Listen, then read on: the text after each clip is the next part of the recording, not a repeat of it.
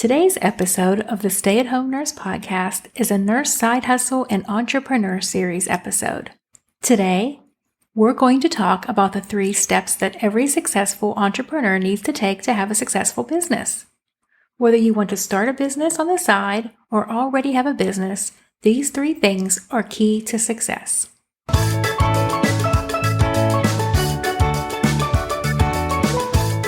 Welcome to the Stay at Home Nurse Podcast. I'm your host, Deanna Cooper Gillingham. For over 25 years, I've strived to use my nurse credentials to find work that fit my lifestyle. Whether it was raising my 4 children and 3 fur babies, traveling the world, or moving to Mexico and living on the Caribbean Sea. Sometimes I succeeded and sometimes I failed, but I always learned from the experience.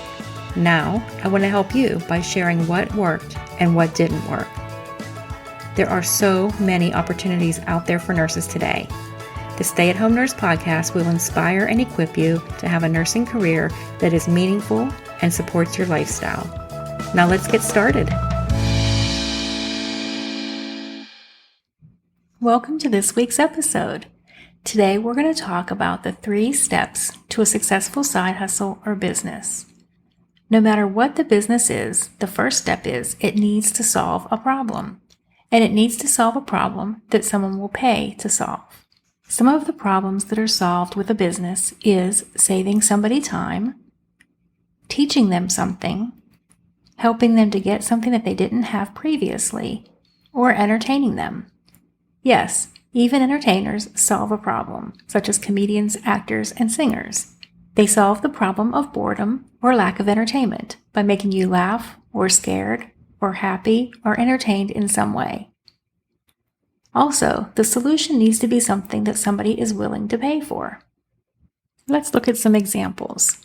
All of these examples come from past episodes. For me, I could not find a good study resource. Then I couldn't find a good online course.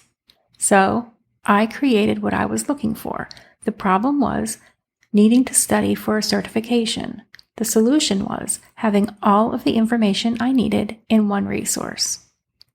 The next example is Sadie, the remote nurse. We talked with her in episode 28. Nurses are looking for remote positions.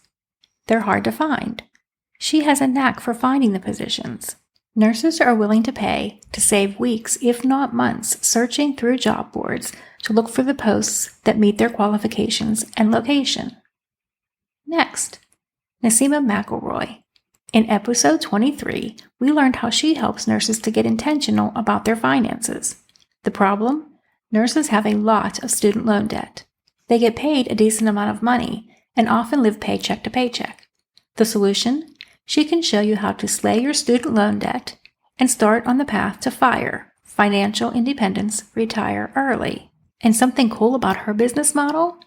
She can make affiliate income, which means when people click on a link and learn how to pay down their student loan debt early, she makes a commission when they actually make the purchase. You can learn more about affiliate income in episode 39 of the Stay at Home Nurse Podcast. Make easy money from home as an affiliate, Nurse Side Hustle and Entrepreneur Series. Another example is Janine Kelbach. In episode 15, we learned about how Janine helps nurses to get paid to write. The problem? Companies need healthcare writers, and nurses who can do the healthcare writing don't know how to find clients. The solution is Janine's course. An interesting fact, since we had Janine back on episode 15, she has actually turned into an agency. She has nurses who go through her course and then take jobs writing for her clients that she goes out and pitches and gets. She was recently able to quit her full-time job and devote most of her time to raising her children and helping healthcare writers get paid to write.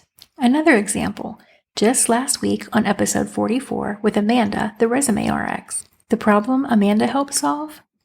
Nurses need help with writing a resume. Amanda helps them write that resume so that they can land the opportunities that leave them personally and professionally fulfilled. And our last example, Meredith Ziminis Mullings. In episode 22, she taught us how she helps seniors choose the best Medicare plan for their needs and how to stay healthy. And the best part is, she can provide this service for free because the insurance company pays her. not the senior. These are just some of the examples we have featured on the podcast so far. Once you start looking, you will find problems everywhere. Which ones are you able to solve? Which ones can you become passionate about solving? Let's talk about passion for a moment. Being passionate about the results you help others to gain and the people you help is more important than being passionate about the solution.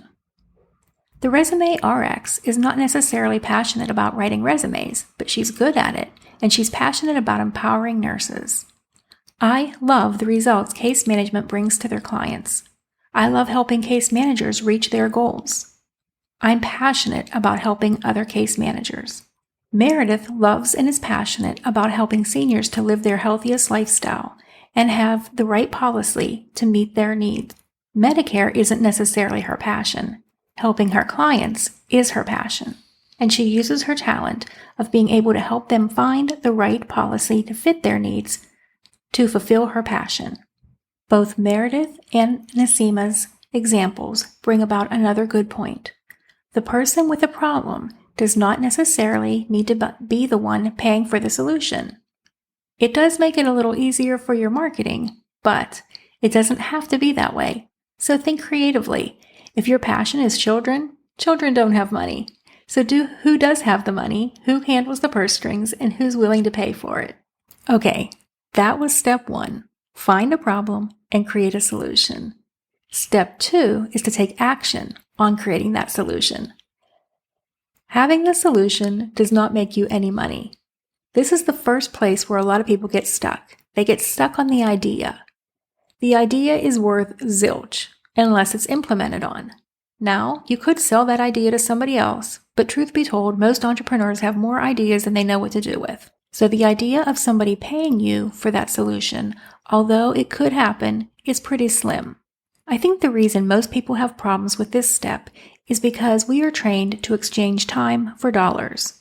With entrepreneurship, you invest a lot of time and some money before you see a return on your investment. And there are no guarantees you will ever see a return on your investment. Just because you create it doesn't mean the right people will find it. And that takes us to our third and final step. Step number 3, let people know about the solution you have created. After you have completed step 2 and you have the solution to the problem, you have to market it. This is the next place people get stuck because they don't want to sell. But selling is not bad. It helps people who need the solution find the solution and solve their problem. You can have the best solution to a burning problem, but if no one knows about it, if you don't market it, if you don't tell everybody about it, then you're not helping anyone. Okay, marketing in itself could be a whole other episode, or actually probably a series of episodes. But today I promised you I was going to tell you the 3 steps to a successful side hustle or business. Again, recapping. Step number 1, solve a problem. Make sure it's a problem people are willing to pay to solve. Step number 2, take action and create the solution to the problem. And step number 3, let people know about the solution that you have. Market it. Okay, that's a wrap for this week's episode. I will see you again next week. Make sure you hit the subscribe button so you never miss an episode. Adios from beautiful Puerto Aventuras, Mexico.